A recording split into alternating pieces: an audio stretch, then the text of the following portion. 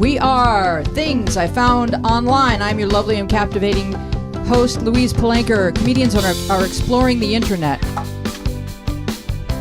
That's the premise of the show. I hope you'll stay tuned and learn all kinds of fun things and maybe laugh a little bit with us, cry a little bit with us. We have all kinds of in-studio guests, and we even have a wonderful guest zooming in. His name is David Rodwin. He may or may not appear, and if he does, it will be magical. And in the studio with me, we have Ryan Tabb, Lauri Roggenkamp, Aaron Linker, Merckx Dascomb, Brett Gilbert, and maybe soon to arrive, Dana Eagle. You know, it's a show full of surprises. We want to keep you guessing about what's about to happen. Today we're going to be exploring tribes and tribalism. We all belong to maybe a lot of different tribes, or we all mostly think of ourselves as members of one tribe or another. But you may have a team that you root for, and that's a form of tribalism. And now that we're all online, we seem to be gravitating towards similar tribal neighbors. So I'm going to define tribalism for you. What is a tribe? The term tribe originated around the time of the Greek city-states and the early formation of the Roman Empire. The Latin term tribus has since been transformed to mean a group of persons forming a community and claiming descent from a common ancestor. Tribe or digital tribe is now used as a slang term for an unofficial community of people who share a common interest and may be loosely affiliated with each other through social media or other internet mechanisms. Do you guys think of yourselves as members of tribes? Well, I didn't before you read that, but now I might. Oh, you are UCLA tribe. Well, but I didn't think of it as a tribe, right?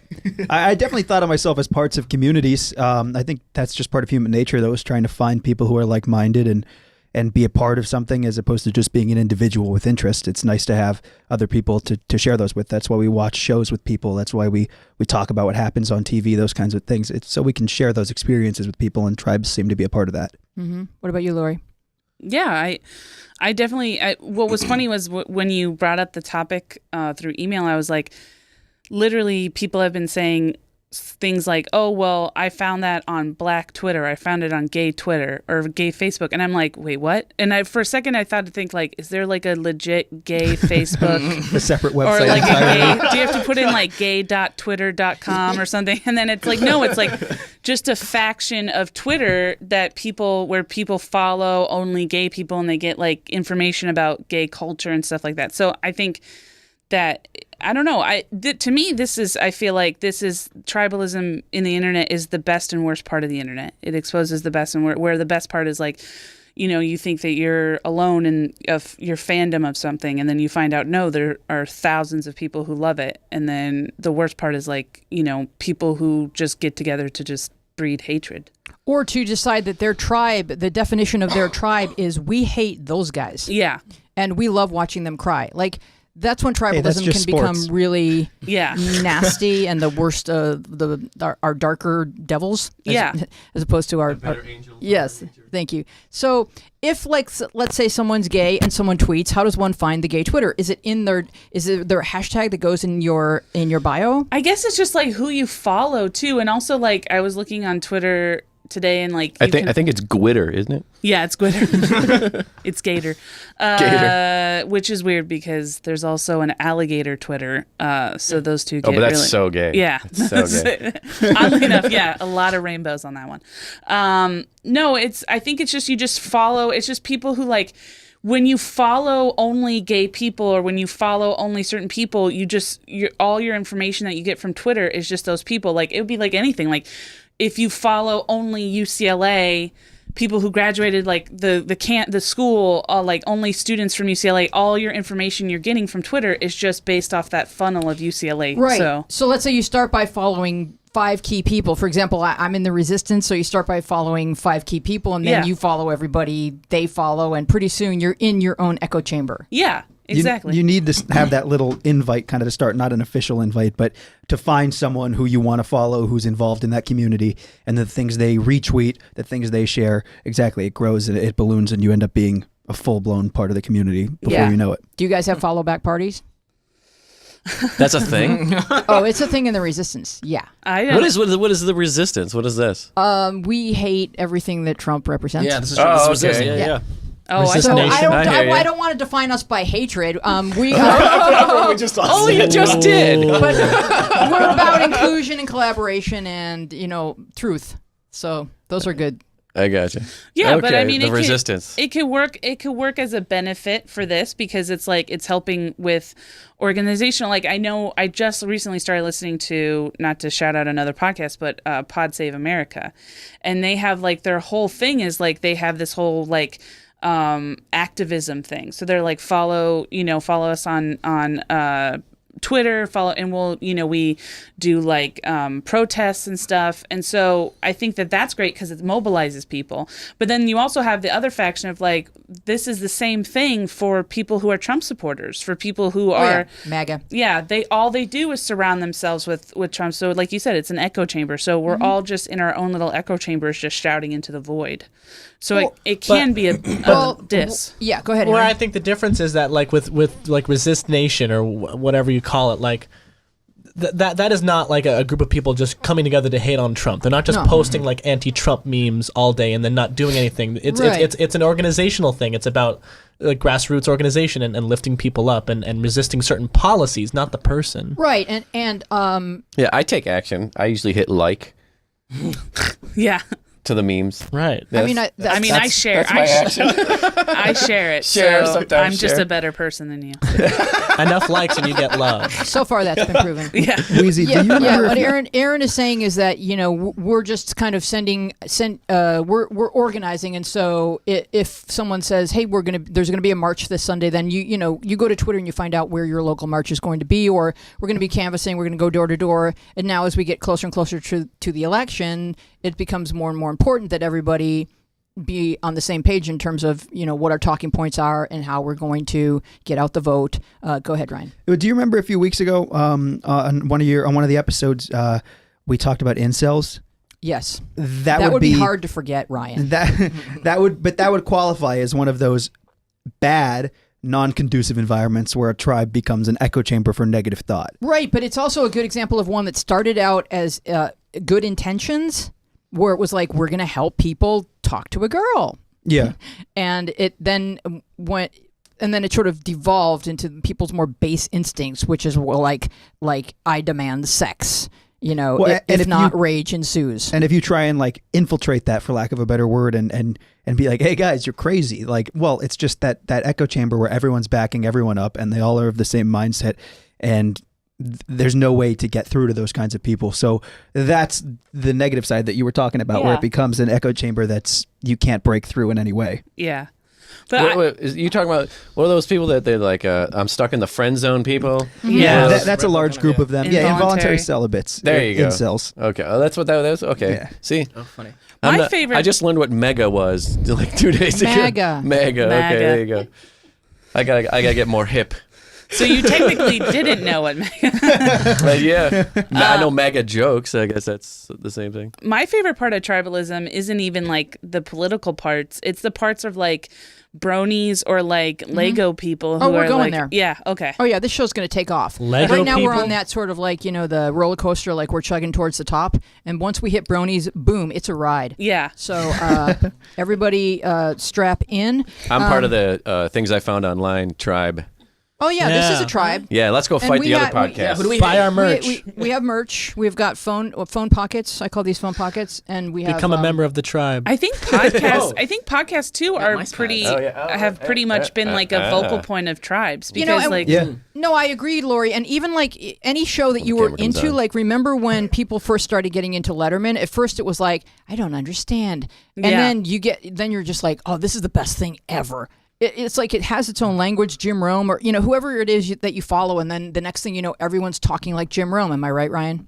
Yes, You have unfortunately. to be a smarty pants to talk like Jim Rome. But that's yeah. I won't get That's into a it. whole other. Okay, yeah. Don't start me on sports because the show will become that. Okay. Yeah. So I found this article on Big Think on tribalism, and what they say is we identify ourselves as members of all sorts of tribes, families, political parties, race, gender, social organizations. We even identify tribally just based on where we live or what team we root for.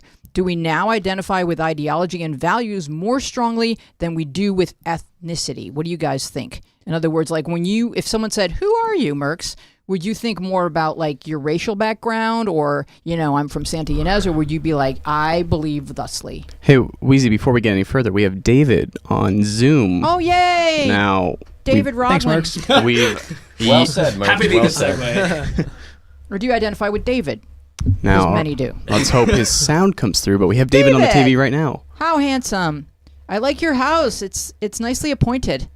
Testing the sound now. He's a part of the mute tribe. Sorry, we're going to transition out from David for a Nice. second. Handsome but silent. He doesn't speak out loud. He's part of the Charlie Chaplin tribe of the era of silent film. My question was, Yeah. do you identify more with like your beliefs or with your nationality? Or I think. Oh, wait, he's back. No, I'm just kidding. I think for me, it has to do with my beliefs more. Like we say, we identify with the resist movement, right? I'd start there to start forming people around me, let's say. And then from there, I might find other interests that I've aligned myself with, like going out to the theater or participating in local, there's other small things that I might find to go from there. But for me, an identity, that's something that I'm still trying to figure out. Because I could have a national identity too, where I feel like I do identify as an American. oh yeah, And then be like, okay, why do I do that? That's because I have certain habits. It's because I have certain tastes. It's because I believe in myself as an individual. I think and that goes to a whole different part. So I've been trying to, yeah. I mean, it's almost like a given that we identify as Americans. Like we've won the lottery. We're Yeah. Americans. That's like I think we're more aware than ever of how fortunate we were to be born as American citizens. It's such a blessing. But I know that you go to, for example, a Christian school, and maybe part of your identity is realizing what you are not. that's 'cause I'm not a Christian going to a Christian school. Yeah, but I mean, at some point along the way, you could have been like, yeah, I like everything you guys Yeah. do and stand for, and yay, church. And it can be trippy for me identifying with certain fundamental, trying to love everyone, trying to see humanity in everyone. I might really identify that with the kind of Christian image and ideology, but then not identify at all with the Christian ideology itself. yeah, like take the good stuff. Oh. like what we do with our parents. Like I'll take Yeah. Or a I'll find couple it of as a way things to from articulate it, mom yeah. and a couple of things from column dad, and Yeah. and then that makes maybe the best possible me. Not to interrupt, but we officially have David now. Round of applause. Yay! David, how have you you been guys listening to doing? the conversation?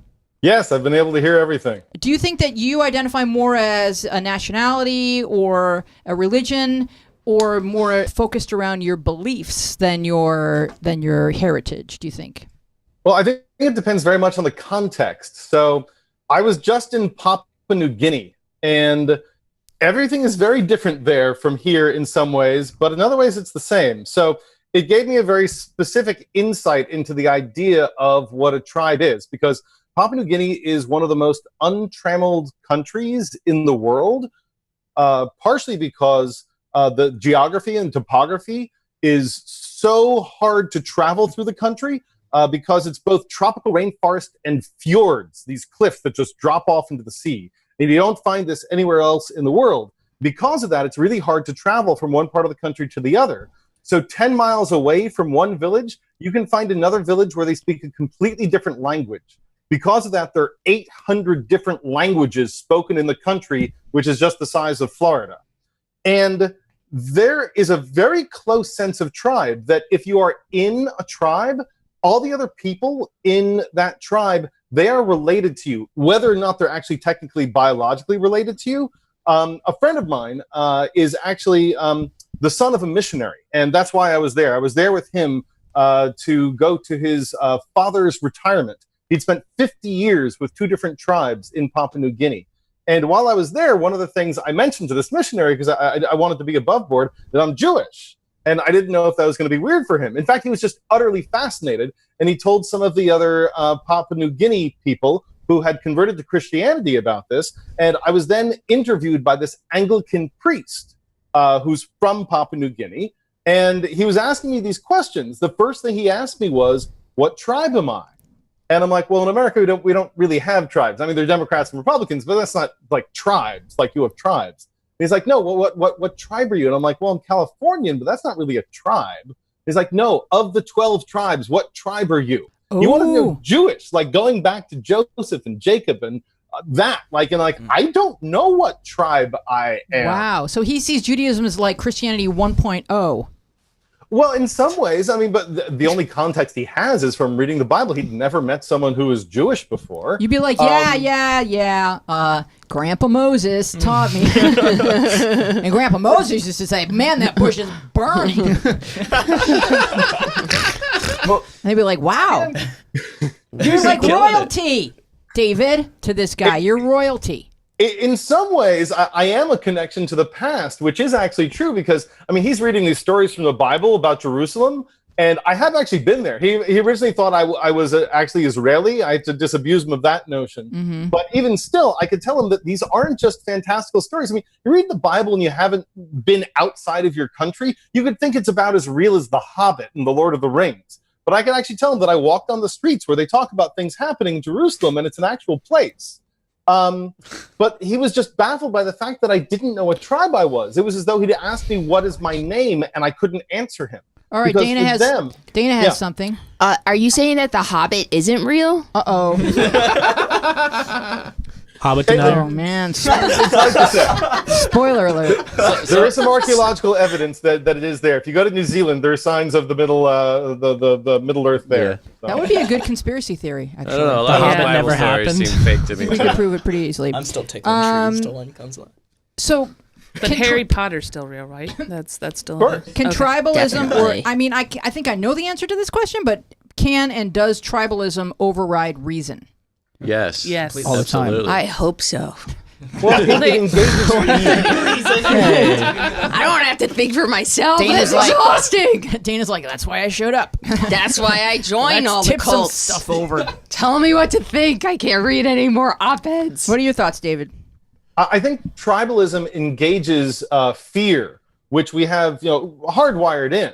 And in Papua New Guinea, it used to be the case just a few decades ago that if you were, say, a Highlander, and in certain areas of the country, if you walked down to the ocean to, say, fish, and you happen to go upon the land of another tribe, if they didn't know you and you couldn't say that I'm actually the son of your uncle's sister's brother, they might kill you on sight. Which is why I say always bring candy. Just like have a bag, like a pocket full of hard candy, like grandma. In Arkansas, they make it very simple because you generally are the son of your uncle's sister's brother. Yes. Flat line. And Flat line and on his that. fiance. But I think that the fear partially comes out of the inability to communicate. And in Papua New Guinea, it is literal in that they can't actually understand the language of their neighbors. Wow. And because of that, they have no understanding of the other person, and all they have is fear. And I think that's what's been happening in America. We can no longer hear the other people. It is as though they're speaking another language, even though it's actually our language. But that engages this huge amount of fear for us. So people get into these crouched, positions where they're trying to kill each other with words. Mm-hmm. It's either fear or outrage. I think sometimes on the left it's outrage. And yes, we're scared, but we're scared of like everything dissolving, like, everything that has been governing us and supporting our way of life and our democracy for so many years might just dissolve. And that's what we're afraid of. And then on the right, I think they're just afraid of not being in the majority or having the landscape shift in a way that feels Significant. yes, Dina? Not being significant. Yeah, like not mattering. Like everybody needs to be valid and needs to matter. And so I think what scares people is change. And like even when the Facebook layout changes, people become terrified. Oh, They yeah. run screaming from their computers, and then when they come back, they're outraged. Like, how could you? And then they get used to it. And if someone took it away, they'd be like, "But we liked that." So I don't know. I think people are just really, really frightened. I used to work at Hulu Mm-hmm. in the customer service department, and we changed our template for how you search movies and TV shows and everything. And I mean, you would have thought that we announced that we were joining ISIS because the people who called, we had women and call up and say that they were like, Hulu is the only thing that gets me up in the morning, and I cannot figure out how to access my videos anymore. And if I can't figure out how to access my videos anymore, then what is the point of living? And I was like, oh, okay. It's a really good question. Yeah. So Do you have her number? Sorry. So, She but sounds like a throughout great history, tribalism, I think it protects us, and because if you have a clan, you're safe, and there's safety in numbers, and there's comfort and familiar and all that. But tribalism has also led to genocide, science denial, immorality, all fueled by tribal instincts. And I was thinking you said immortality, and I'm like, why is that in the same group as those ones? That's a good thing. And has that happened? Like, what tribe found that? No, Celine Dion found it in one of her most excellent pop songs, written by the Gibb brothers. Even if we feel that we have personally evolved past tribalism, don't we all have an instinct which kicks in when we encounter someone who feels familiar? Isn't that part of human nature? Mm-hmm. Yes. That's why we ask questions when we meet people, to find out what we connect on, and then go, ah. Yeah, and the dog version of it, I like how they just cut right to it. They just sniff each other's asses. It's like, I need to know what I'm dealing with here. Yeah. Give me your ass. If the smell doesn't work, then they're like, no, And there's we no go reason. to so where are you from? What do you mean? We're like, if we could, they just really cut right to the ass. Is that the crouched position that he was talking about earlier? No, I mean, if you've ever walked a dog or seen dogs, they're just like, they're not even like, oh, pardon me while I sniff your ass. No, pardon me. They just go right to the ass. Maybe that's like Facebook stalking for dogs. It's just like they're like, I can tell that you had peppermint schnapps. That's a friend request. I think it's straight up stalking because it's in person. Yeah. No, but I do think we want to know, or if someone could even look familiar, and you'd be like, oh, they're Jewish. You know what I mean? Like, we don't want to. We do that. Literally a member of the tribe. That's the tribe, exactly. Well, yes, MOT. according to Papua New Guinea, like son of Moses, for sure. One thing I wanted to say is I kind of wanted to push back on the idea that somehow tribalism can override reason. While I do think that is the case, I think, at least in history and in the past, like, reason has also motivated tribalism in a lot of ways. Oh, in other words, that the tribe is built around certain that the tribe somehow receives like superiority because they are the most reasonable, the most right, the most strong. Which Were you not here for this election this year? I wasn't. Oh. Yeah, I mean, you want to talk about, what do you do? Having the moral high ground, but you have to also practice that, and it 300 years can just slip away in one administration if you don't continue to behave as if you're morally what everyone is aspiring to. Ryan? Yeah, I think kind of building on that, there are tribes that are centered around reason, moral idealism, right? And so, like, for me, one of the ones that I certainly follow, I don't know that I contribute to in any way, is like in-depth, like, advanced statistical analysis of sports, and the attempt there is to become as reasonable as possible in a community that's wildly unreasonable and fueled by fumbles, and it's fueled by people's own personal your biases and the teams you like and the teams you don't. Of course, sure. And everything's the eye test. But there's a whole community of people whose sheer existence in that tribe is to quantify everything. So to that end, I would assume it exists in many other areas. I just tend not to dabble outside of many things besides sports. No, you would be correct in that. So I think that there are really positive group thought based around reason. But math is a good nerd tribe to belong to. I mean, better to use it for stocks than sports, but it's also a really good equalizer, right? Yes. Because it's like, well, these are the stats. So, right. Yeah. And I wish, but we don't have stats for philosophies or for just values. We don't have stats for that. We just have stuff like, my values are superior because I'm not separating children from their parents. I think that one of the things that I heard recently that made me kind of rethink a lot is that nobody ever thinks that they're the bad guy. So nobody ever goes and thinks like, oh, like Stephen Miller wasn't like, I'm doing this because I really, really, really want kids to be separated from their parents. No, he has his own justification. So I think every kind of tribalism starts with their own morals and virtues that they think are justified. And right. I think it takes another tribe, or it takes people within that tribe to be like, no, this is BS. You shouldn't be doing this. So I do agree that I think that reason, even with incels, I think, there were people when that shooter happened, there were people in the group who were like, that's not right. Mm-hmm. So I think that we've gone too far. Yeah. So I think there are people, like, I think it kind of goes in a loop where it like starts off, and no matter what it goes crazy. I think every group kind of goes crazy for a little bit and then kind of turns it around. I sort of call this the one issue voter syndrome, where let's say that your whole thing is that you want Jerusalem to be the capital or to house the what's it called? The diplomacy. U.S. Embassy. Yeah, the embassy. Yeah, like let's say your one issue is that you want the diplomacy. The voice of God just came through. Thank you, David. Let's say U.S. Embassy. you're a one-issue voter, and that is because this happens with a lot of Jews. So I can use this as an example. You're a one-issue voter, and your issue is Israel, and so like the ends justify the means in terms of everything that benefits Israel, and then you'll vote for any candidate who's pro-Israel or Israel first, and then but. What the analogy that I would make then, or the more morality play that I would mount for you is that, like, let's say your one issue is like, my son will go to Harvard, and then you are willing to mow down people on the road who are blocking your son's pathway to Harvard. So, one issue voting, I think, can make people really blind to anything and everyone else's issues. And we're all part of a human community, and everyone has issues, and you can't just pretend that other people's issues don't exist in service to your own. I think people want to be blind, though. I think does that make life less stressful? It just simplifies things. Oh, yeah. And the thing is that when I was writing my book, How to Be Depressed, a guide, now available on Amazon.com. It's a really good book. And it's available in German, Turkish, and French. What was the name of it again? It's How to Be Depressed, a guide by Dana Is that in Eagle. English as well? Why the Yes, hate it for is. the Italians? I'll say English. Why the hate for the Italians?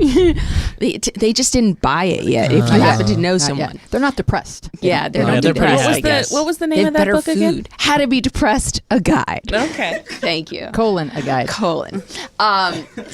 But when I was working on it, I was confused by some of the notes that I got. And one of my writer friends said to me, he said, what happens is most people can look at things and see that there's a problem, but they don't know what the solution is. Mm-hmm. And I would even go so far as to say that just the problems that we have in politically are very complex problems.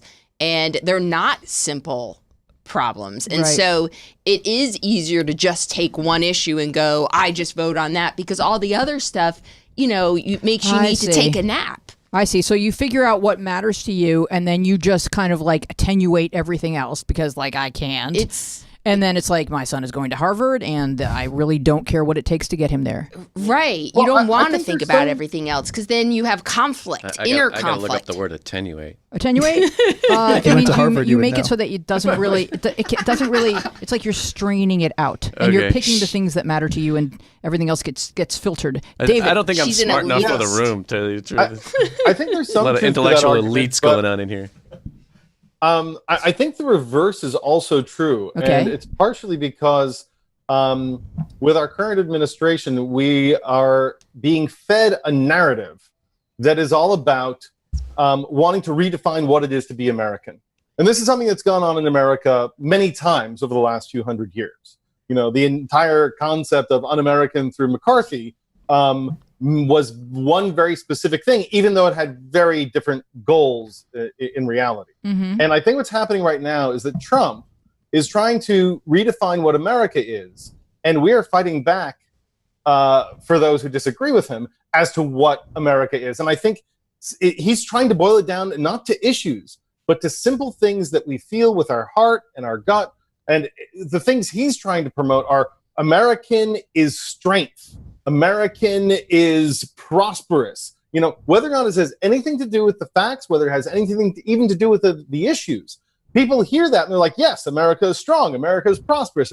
They want that to be true. They want that to be the America they know. And then there's the other part of America who wants the America to be the loving, accepting, welcoming America, the America that gives opportunity for everyone and is not exclusionary, the America that was ahead of its time 250 years ago, before all other nations even considered the idea of democracy, and leading the way to let the people actually decide instead of it coming top down. And I think you have this division of very general things that actually aren't policy based. But I think, David, that he's actually very specifically sowing the discord between those two ideologies, and he was aware that there was a fissure, and he's just driving a wedge per the instructions of Putin. I am trying to disrupt, and if there's two factions, I will pit them against each other until the whole thing dissolves, and then Russia can just mow through here and take what he wants. That's, you're just nitpicking now. Could be, but I do think that's the goal. That is the game plan, is disrupt. Yeah, I will. Well, one of the things I will say, and I battle this constantly, is I don't like Trump. I hate him. Wait a minute. Wait. I know it's shocking. Stop the podcast. It's like you're Guys, un-American. Give him a chance. I know. I'm a fat white Do you lady even from know Orange what County. podcast you're on? I should love Trump, but I don't love Trump. But what I have to keep doing is battling. Somebody said something once that really stuck with me, which is, do I hate what they're doing because I hate the person, or because what they're doing is terrible? So, for example, like Both. Like he is. That's why you never come to my comedy shows. His tweeting and all of that stuff, and it's like, do I hate that because what that's terrible, or do I hate it because I hate him as a person? So I think that, like, one of the things of tribalism of the people who are against Trump is, I think we are kind of going so overboard on everything that he's doing that we're feeding into his game. Yeah, well, you don't have to react to every stupid thing he does, because it's, how are we so shocked every single day? Like Kafefi. Like, do you not get it?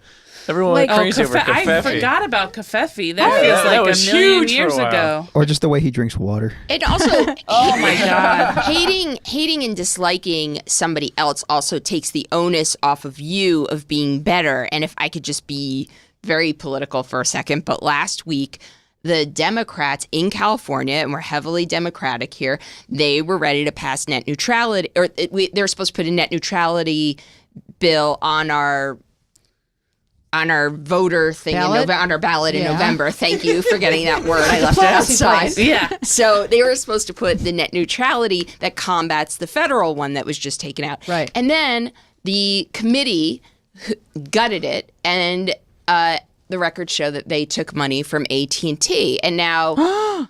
Who do we be outraged at? And so the thing Jake. is like, to me, every time I bring something like that up, I get attacked from my tribe, and they're like, so what do you want? Do you want Trump instead? And I'm like, no, I want us to give the voters a reason to vote. And when you do that, that gives them a reason to stay home and go, it doesn't matter what I do. that is exactly what I hate about this new environment, is that you cannot say a bad, it's like Republicans can't say a bad thing about other Republicans. Police officers can't say bad things about police officers when they shoot unarmed people, black men. That's a piece of tribalism. Yeah, they can't say one woman went on YouTube and did a whole thing about how she was upset about it, and she got fired.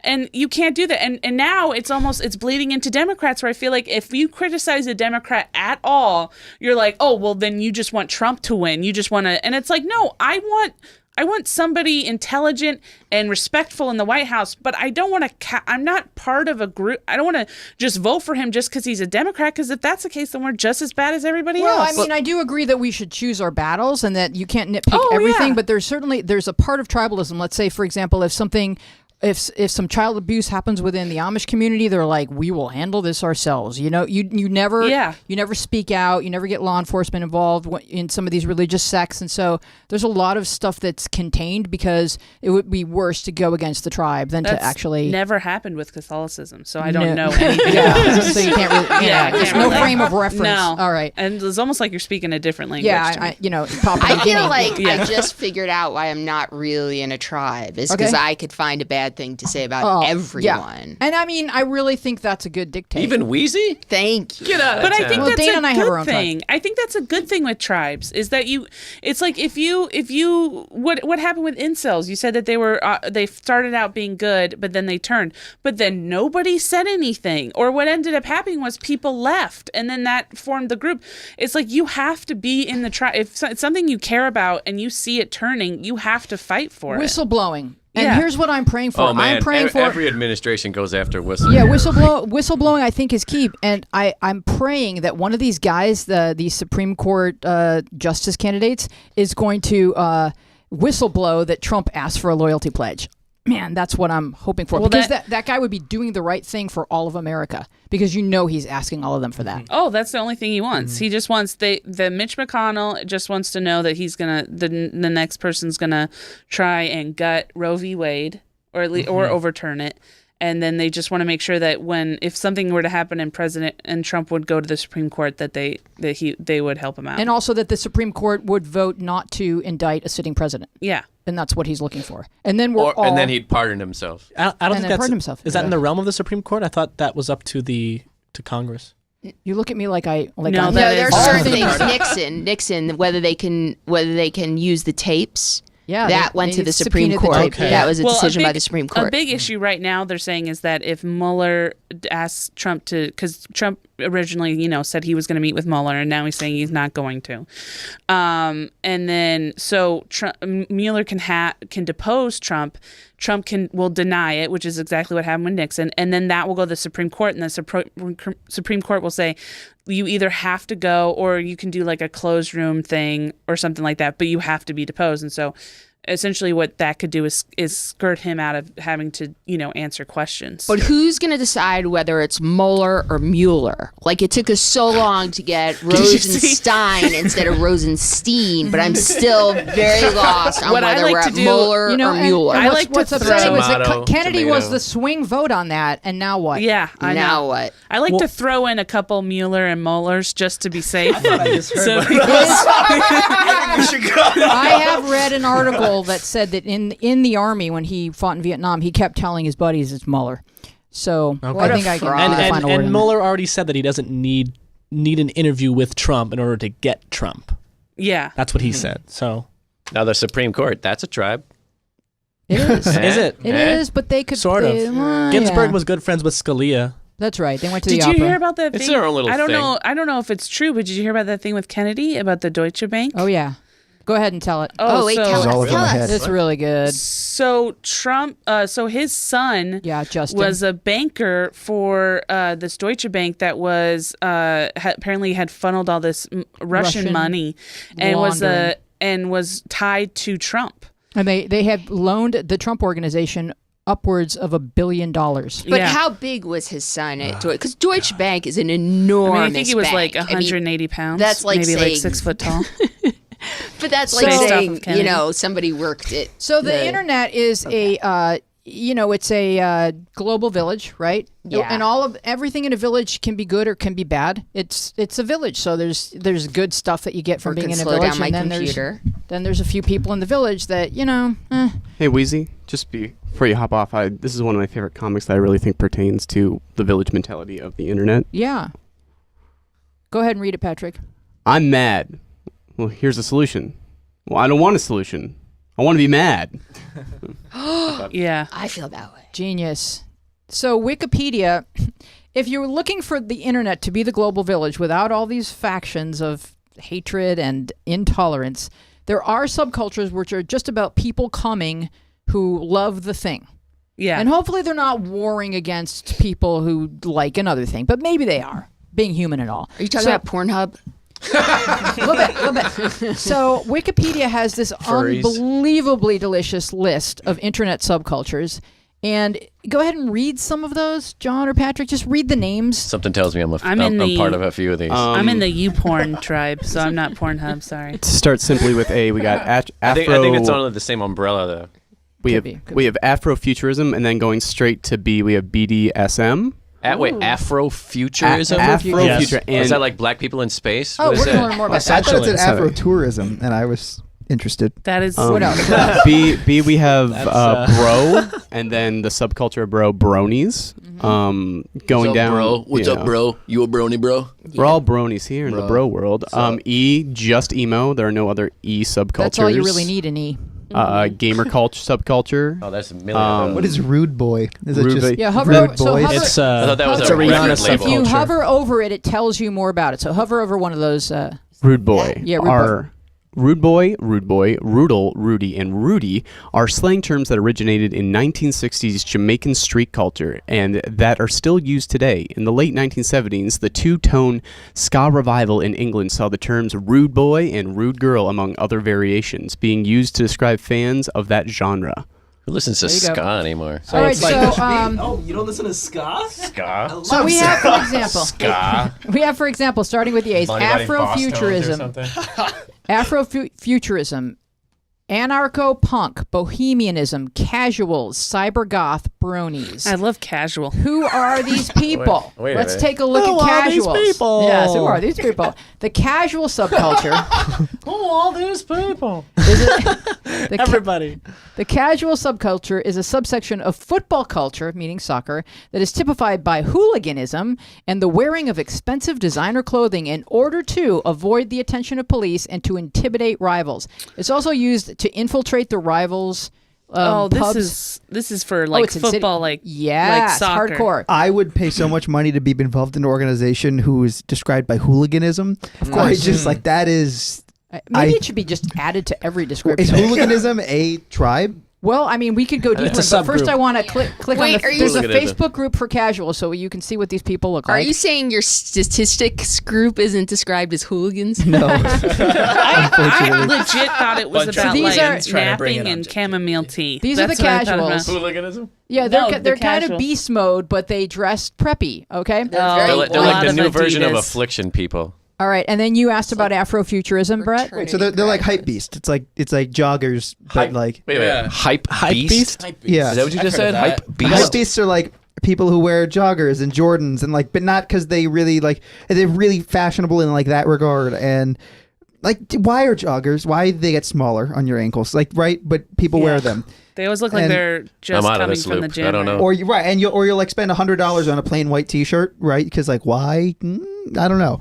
Okay. But those are hype beasts. Hype beast. Runner aesthetic. So Brett asked about Afrofuturism. Afrofuturism is a cultural aesthetic philosophy of science and philosophy of history that explores the developing intersection of African diaspora culture with technology. It combines elements of science fiction, historical fiction, fantasy, Afrocentrism, and magic realism with non-Western cosmologies in order to critique the present-day dilemmas of black people and to integrate and re-examine historical events. That's So so I specific. think I was right. the I Black was right. Panther movie, Space black people. right. And they also So- time travel, apparently. LeVar Burton, I guess, is their god. LeVar Burton? Oh, because of Star Trek Why and not? the thing in his Well, eyes. what better god for anyone, really? Yeah.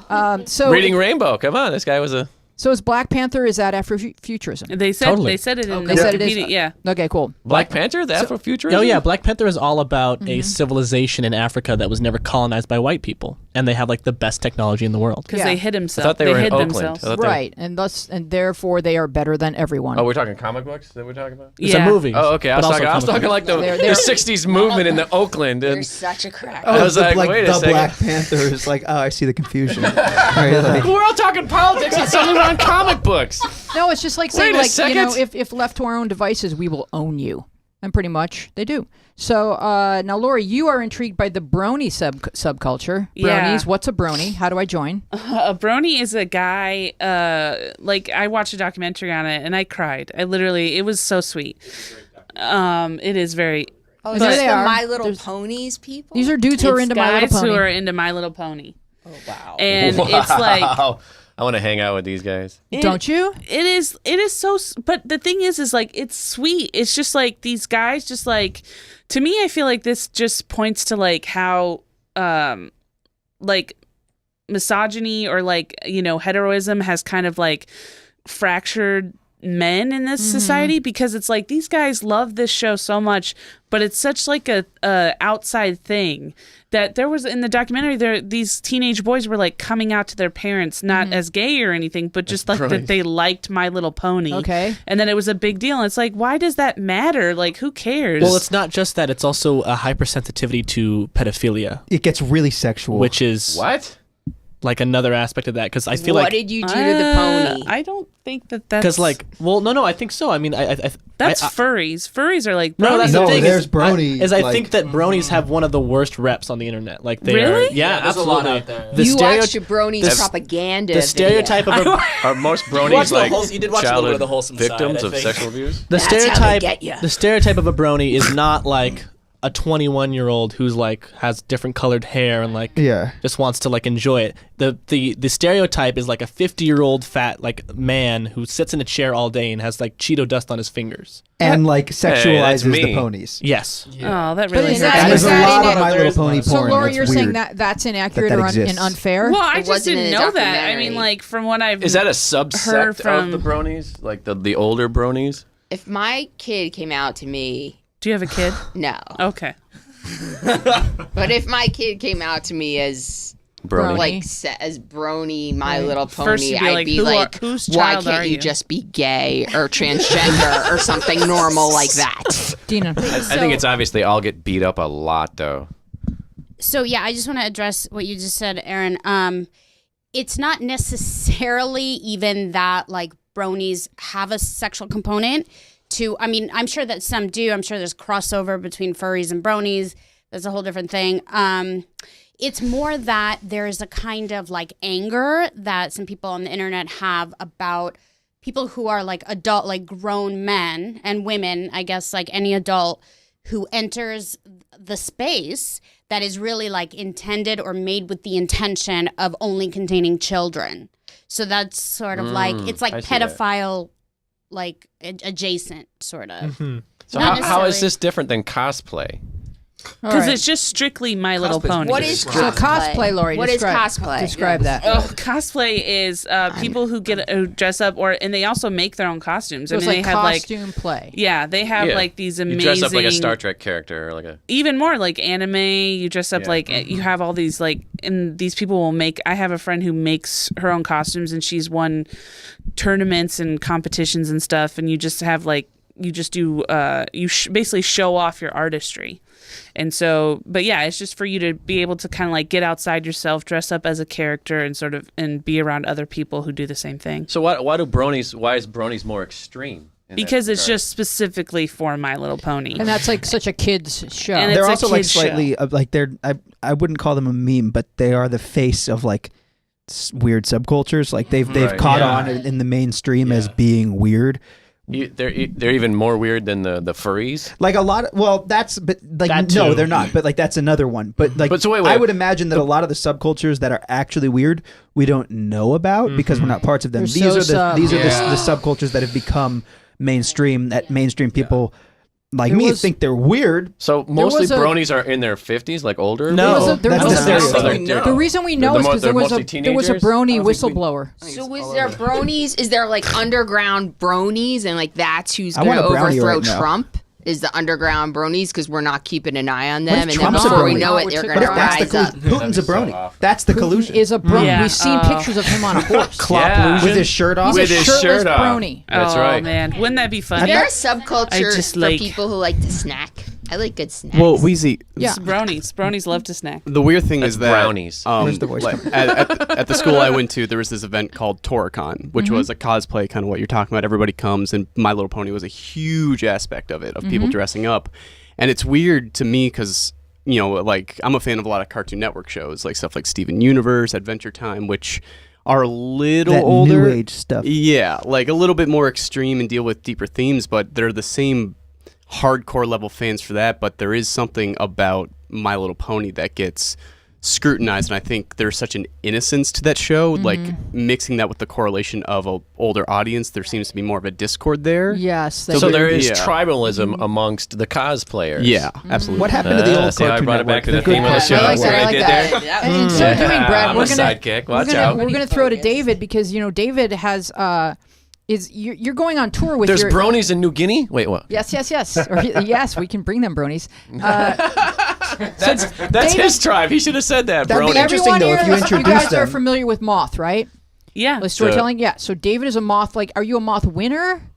Yeah, I won the Story Slam a while back. Yeah. Oh yeah. Nothing. Ooh, nothing. he says it was so No casually. big. Oh, no yeah, big I deal. won the No slam. That big. is definitely a cult. The Moth. The Moth is a cult It's too, definitely right? a cult. It's an Right, right, NPR tote bag cult. And you are a card-carrying member, correct? I am. All right. Can you show us your tote? I don't have it with me. So. Show us your tote. That's what they're You trained to need a say. tote? That's what they're He's trained. toting it about. Dude, you need to make sure that they send you an engraved tote. So what was the title of your award-winning Moth story? That was actually, it was the basis for a show I did about 3 years ago called Total Novice, which was about the night I first Irony.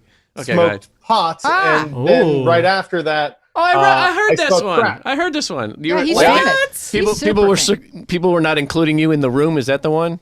Yeah, Yeah, actually, okay, I just heard that. Wow, that's fantastic. Yeah. How was it? I was like, I heard that and I went, this guy's a nerd. Yeah, was it good shit? No, I pulled a total Woody Allen. I'd never smoked pot. I was 34 years old. My girlfriend had disappeared at her own party, so I had to find her in her bedroom where she was surrounded by a dozen different people. I tried to look cool and sit down in the circle with them, but I've never even smoked a cigarette. So it came around to me, and when I tried smoking it, I immediately coughed, and I coughed into the pipe. Oh. And they just put a new bud in, and the bud literally flew up in the air like flaming red. I fell down on the carpet. It's like one of those children's toys where you blow the ball. But what out about the back. crack? And everyone yelled noob. I love how you're talking Exactly. about the weed. It's like I want to know about the crack. what? Yeah, I heard crack. Yeah, the crack came just a few months later. Oh, months. I thought it was like minutes. The way I thought the story was like I smoked weed and 5 minutes later I was doing crack. literally, because the way you That said it was happens. like It's you a smoked slippery weed slope. and then so it's like the ultimate gateway drug of Right. So wait, you smoke crack? Yeah. How was that? It was extraordinary. I understand why people get addicted to it. I'm I lucky heard it was didn't, whack. but I only smoked I think he's one lying. night. I think he's lying. Amazing. He's still Crack got is his teeth. fantastic. Oh my God, that's the key to winning the Moth is crack? Well, that's been I done thought- already. You got to take it up a notch now. It's a cult, man. Angel Whistleblowing. dust. All right, so so this led to you saying, I'm good at this. I'm good at telling My stories. little Doing crack. crack. Yeah, doing crack and telling stories. It's his own bronies, Two my things, little Mom, crack. that I excel at are doing crack and telling stories. That's Exactly. a good And high then- school reunion quote. So you're touring with your show called, can we say the F word, Tinder? Yeah. Yeah. Do you say So the word out loud? I say the word out loud. Are you allowed to do that here? Yeah. you can. Yeah. So the show is called Fuck Tinder, a Love Story. And Wait, is it colon a love story? Because Dana has it a colon. is. Yeah. Oh, it's colon. Fuck Tinder in the colon? What? Is that one in Turkish What's also? going on here? Yeah. All right, Yeah. so talk about that. What inspired that piece? Sure. Well, I was living in LA and I'd been there for a number of years. And I was living with my girlfriend at the time when I got held up at gunpoint the same night she broke up with me. Whoa. Oh my what- God. Perfect day. You have a sword. Is that your where you hor- got the crack? What did your horoscope say that day? That's when he got the crack. New experiences. It felt like someone was trying to send me a message, but I didn't know what the message was. And the very next day, an old friend of mine from San Francisco called me up and said, I heard about what happened. You need to get out of LA. I need a roommate. Move up. And I said, okay. And that's when he always wanted became to a live. brony. There are a lot of things that I had the choice to do when I moved to San Francisco. Part Like of the reason crack. I always There's lots of crack. Crack's There's much different more in LA definitions of too. crack in San Francisco. Yeah, there are. But what happened was I moved up to San Francisco knowing almost no one and suddenly single. Oh, wow. And I'd never used any of the dating apps before. So I decided to dive in just, whole hog. And I went on dates with 120 different women in about 2 years. On purpose? I got involved Wow. on purpose. Dude, you have lived 1,000 lifetimes. in one life. It's unbelievable. That's like and what obsessive happened is I got compulsive involved level. with a number of different subcultures. How many depending diseases on did what you the catch? different women were interested in. All right, so what so- did you learn?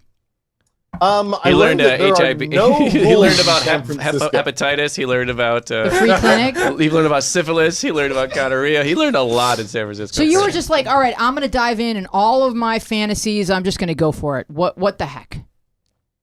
Basically, Yeah. I wanted to see what San Francisco had in store. Okay. Kind of like you wanted to see what crack had in store. Right? I'm going It's to a drop that big now. But it's warehouse. still just blowing my mind. Okay, it'll go away now. You're All gonna right, do David. crack after this podcast. Maybe. I'm going to my grandpa's. So when I first moved here, within the first few weeks, I met someone who I actually quite liked, but I didn't want to tie myself down. So I had a really stuttering conversation with her, asking her if she might be open to, not, tying. And I couldn't get the words out. And within a few minutes, she just said, listen, do you want to be non-monogamous? That's totally fine with me. I don't want to get married. I don't want to have kids. Let's be non-monogamous.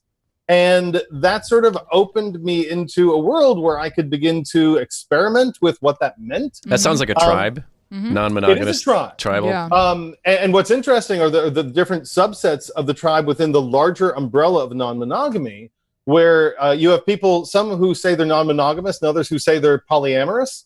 I once had a woman who, on the fourth date, she said, listen, I really like you, but I don't think this is going to work out because I'm non-monogamous.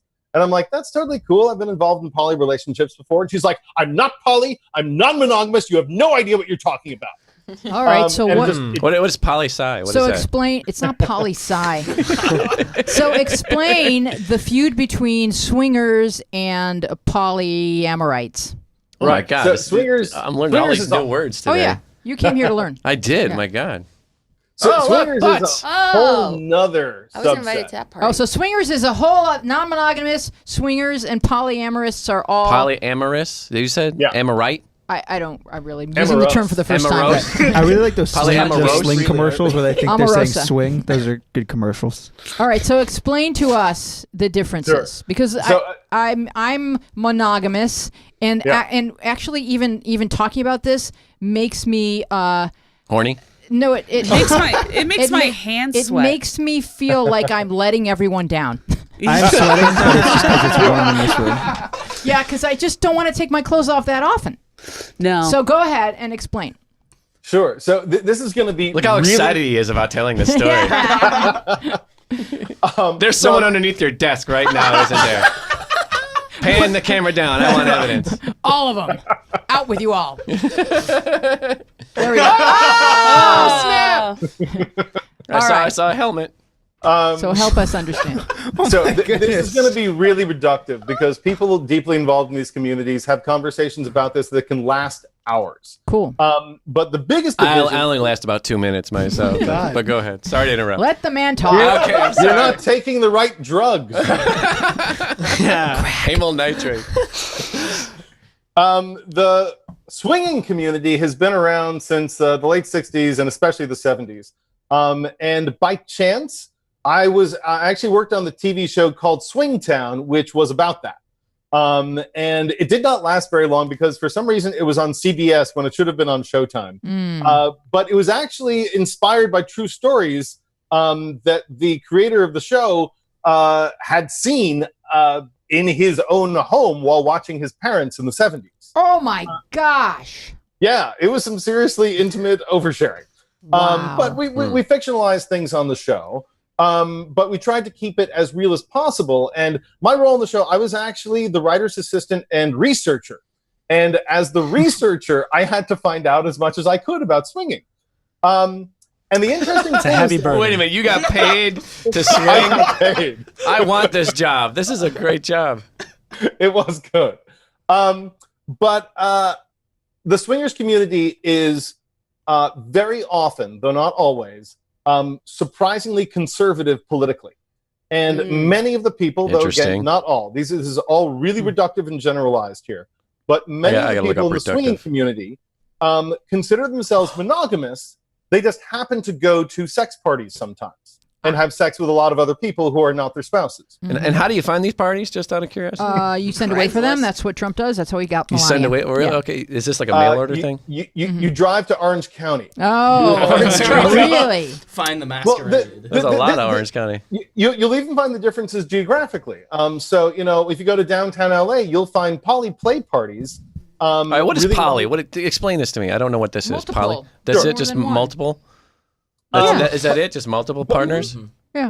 Okay. It can be defined in any way you want to if you define yourself as poly. All of the arrangements look extremely different, but they all involve more than one person in a romantic configuration. And if they're all named Esther, it's polyester. What about Pollyanna? So bad. I'm in- It's good. I'm in pain This right has now. been things I found online. Good night, everybody. I'm in like actual physical pain. Nice. This poor man. He's like, I won MOTH. Why am I putting up with this? I researched. This is worse than crack. Go ahead, David. No, this is actually a lot like crack. Slam winner, you sons of bitches! Don't you know who I am? Go ahead, This David. entire went to New podcast is Guinea. a lot like crack. I have to tell you that. All right, go ahead. So, well, the thing is, I think the idea of polyamory really became popularized with the release of a book called The Ethical Slut about 20 years ago, where it actually gave not only a basis for the legitimization of the idea of having multiple partners, and you wouldn't be called a polygamist and, be thought of as a crazy Mormon or something like that, but it was it was a way in which the authors gave a blueprint for multiple ways to have relationships with more than one person simultaneously. Mm-hmm. Because the truth is, humans over the past 5,000 years have been really shitty at monogamy, and people started asking, why are we so bad at this? Maybe we're not cut out for it. And that attracted a certain number of people to it. Now, there have been new books that have come since then in the last 20 years that try and bring a lot more light to it, especially since the community has actually developed in step with the internet so that people can actually talk to each other in a way that in the 70s, swingers communities couldn't talk to each other. They were very locally based, and what they did was very much hidden. You just had to put your keys in a bowl.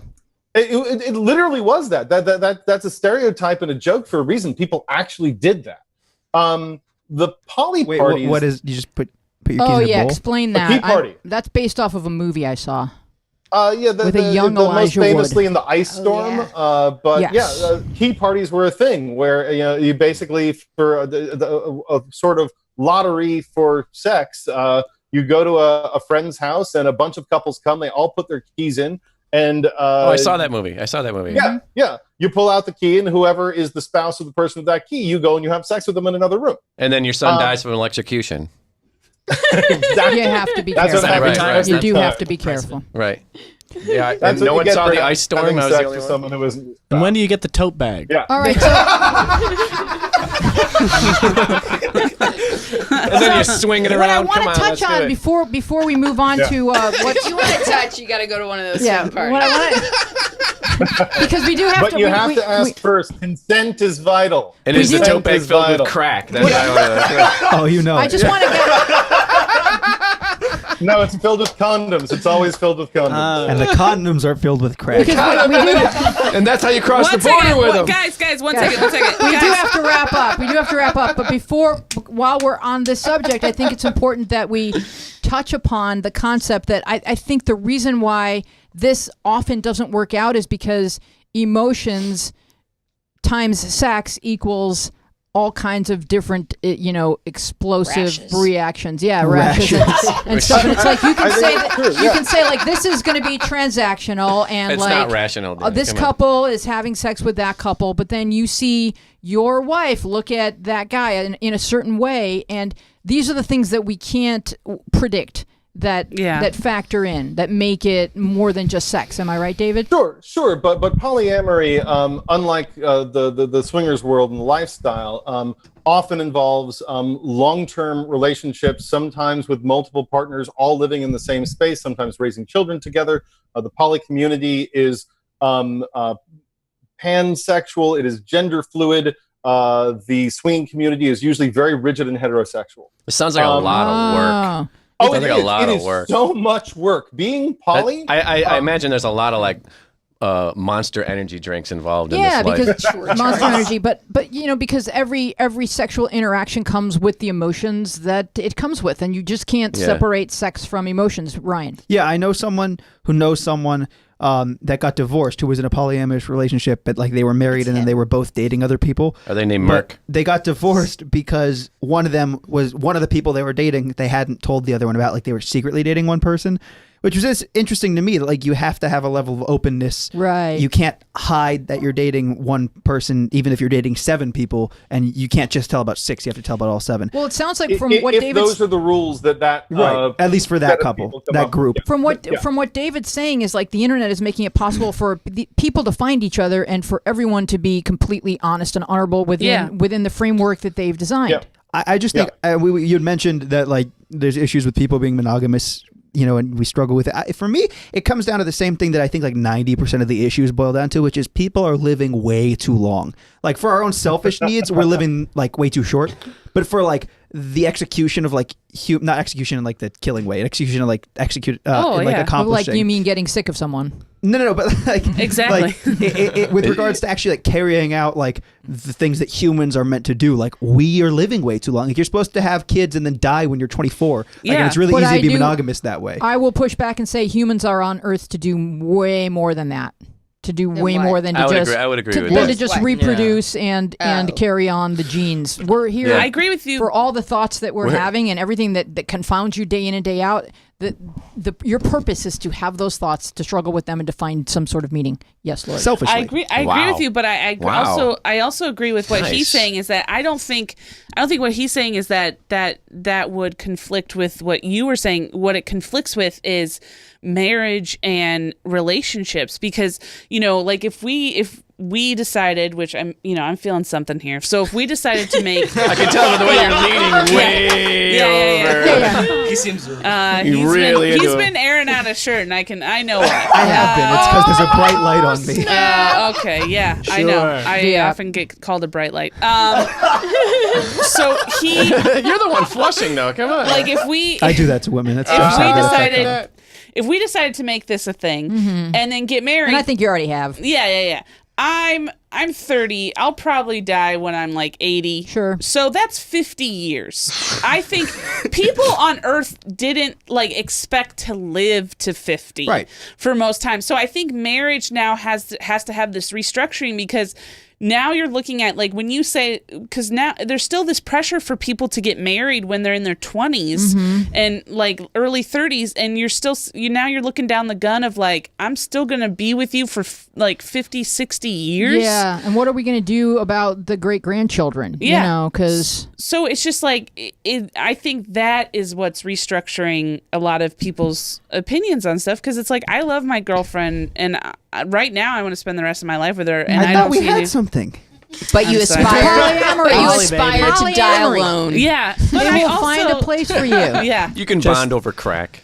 Yeah. but it's like Tote bags full of crack. Tote bags full of crack. Just with change Yeah. your name to Esther. Go ahead, Lauri. But We're it's all like getting you think political about over like here. you think about like long term, like it's like I love her, but also like I think when you think about like, oh God, like 50 years with just one person, 50 years like, with me, like it's just for daunting. me, is Yeah. too much. Let alone It's someone else daunting. with me. Yeah. Look, I've been with you for 50 think- minutes and I'm dried up. We're exhausted. I think when we all you- deserve a tote bag for that. Don't we? when you married your husband, like Yeah. when you and your husband got married, were you were older, so it was a little different. I but- waited to get married, and so now it's like, yeah, I'm good for the duration. Sure. A little bit of crack But helps were here you and there. were you like worried that like because you had kind of like lived a life where you were like, this is how I have things. Right. Were you worried about like him coming in and kind of changing things up? Yes, of course, absolutely. Which is why I have a completely separate house, so that I can be like, I really look forward to missing you.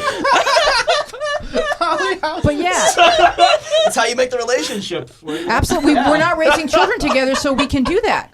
But I don't want to be married to anyone else. He's the only person I would ever want to be And married I to. guarantee I like you, that you will idea. be married forever with Yeah. that. If I like think that works. idea though, where you raise just kids have your with, like, spouse live in another area divorced code. but not divorced, right? Like separated No, parents who love each other and raise kids in two separate households. I'm I've just heard going through it in my head. divorced parents say that of like being divorced. Of course, there's the things we know that naturally go with it, but it's nice. You get like a few days that are just completely off. Yeah. And you're not going to get that. Like, you could get part of a day off, but you're not going to get, like, a whole weekend off. But I like the concept where the kids get to stay in the house and the mom and dad go in and out. Yeah, that's nice. I don't think divorced kids should then have to go.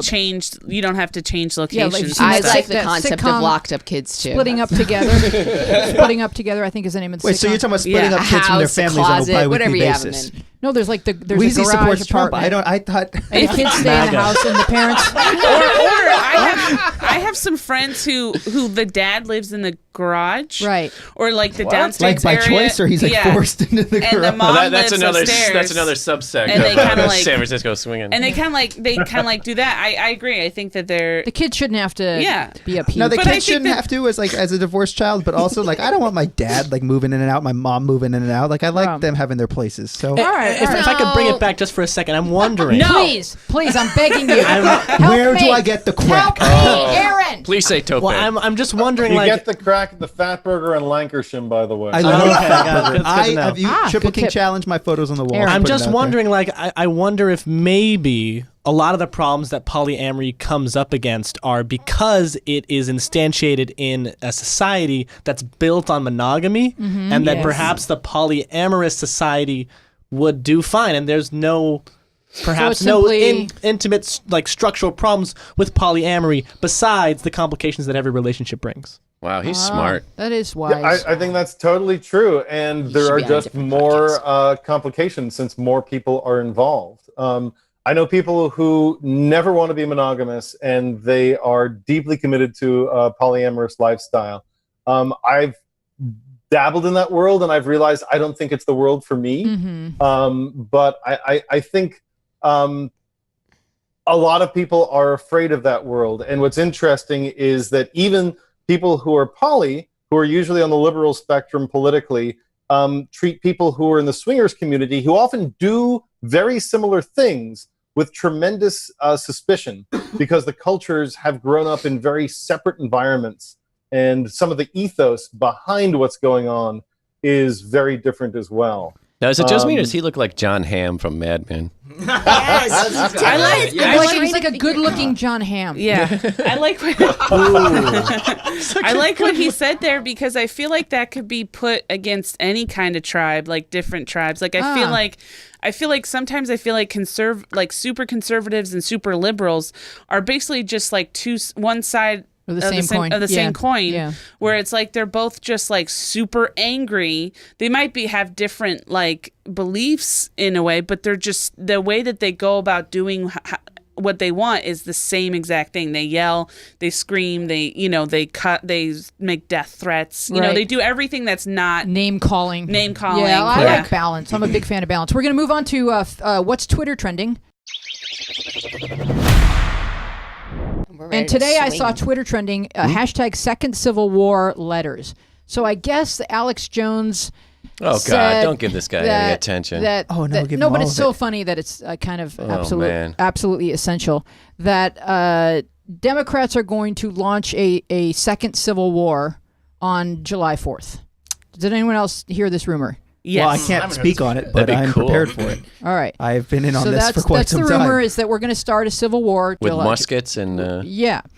And so the hashtag is trending Second Civil War letters. Now, has everyone seen the Ken Burns Civil War documentary? Where those beautiful letters where everyone in those days was far more eloquent than people are today. My dearest Cynthia. Do you have Sherry Jacobus? Dearest John, it is with sadness I must confess my heart now belongs to another, one unable to fight in the fields with you and my brave brothers. Despite the most painful of bone spurs, he serves the cause by making merry with the daughters of the fallen. Who wants to read the next one? It's from Willow Tremaine, which sounds like a nice Civil War name. Mother, our unit is being held as POWs in a Waffle House just outside Raleigh, North Carolina. We speak to each other via our heroic code talkers, Jose and Carlos. Fortunately, the red caps do not seem to understand Spanish, or irony, or sarcasm, or grammar. Yours, Joe. I think it just says you are.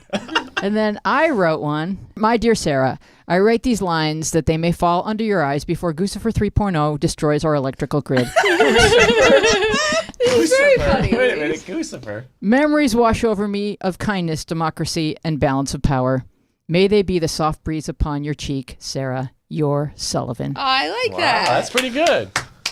I like that. I thought that was great. I think that it's I thought gonna that was seem very like funny. it seemed like People we're better like like it. we're kissing your butt because you invited us on your podcast, but that was my favorite one. Oh, yay. Yeah. Of all three what that I I did- Yeah, she only showed us 3. Maybe she showed us Yeah. the 2 worst ones. I actually pulled up one of the letters and I sort of modeled it, because those people were unbelievably eloquent. I don't think we. Well, they didn't have televisions. I don't know Or how they learned how to write. They should put you on Moth. That was. I don't know if I'm good enough for Moth. No, what's Goosifer? What is it? Obviously, Lucifer. and Goosifer Goose, is the the guy from Top Gun. No, Goosifer 2.0 is the name of the hacker who hacked into John Podesta's and the DNC's emails and stole all of them. Really? Goosifer, Oh, okay. Goosifer 2.0 is the code name. It's actually been proven to be a Russian KGB. Wow. No, Russia So your wasn't tweet involved just got at all. much deeper.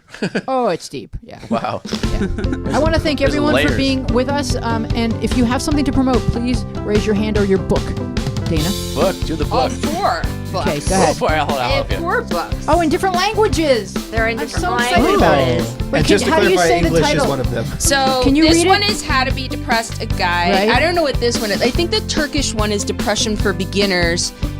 Oh no, I think the German one is Depression for Beginners. Depression for Einsteiger. And then another one is Introduction to Depression. J'ai choisi la dépression. But they're all kind of the same thing, which is And Lauri, you have something to promote? I have a podcast called Bloody Mary Podcast with Maria and Lori. you haven't invited me. Are you on. the Lauri? I am the Lori, and it is about terrible women in history who've committed horrible atrocities because we believe that women are just as terrible as men. Yay! Amazing. Wow. Hashtag feminism. Nice. Margaret Thatcher is one. Hashtag example. women's rights. Yeah.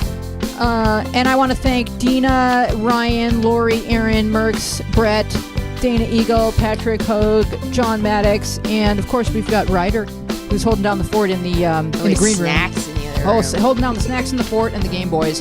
I am Louise Palanker. Please like and subscribe and leave us a review on iTunes because that really helps other wonderful people like you find this show. We love you and we'll see you next week. Goodbye. Bye. Oh, and thank you, David Rodwin. Thanks. That's so funny.